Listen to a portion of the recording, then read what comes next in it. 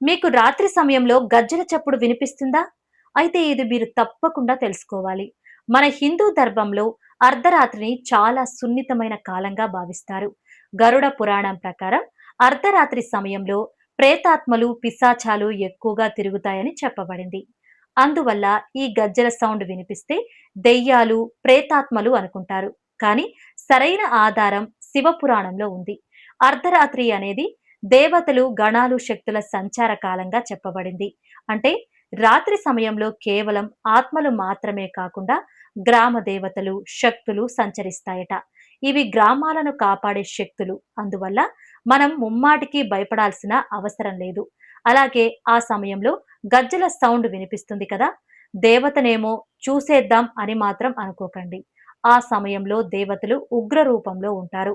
మీకు ఎప్పుడైనా రాత్రి సమయంలో గజ్జెల చప్పుడు వినిపించిందా? కామెంట్‌లో చెప్పండి.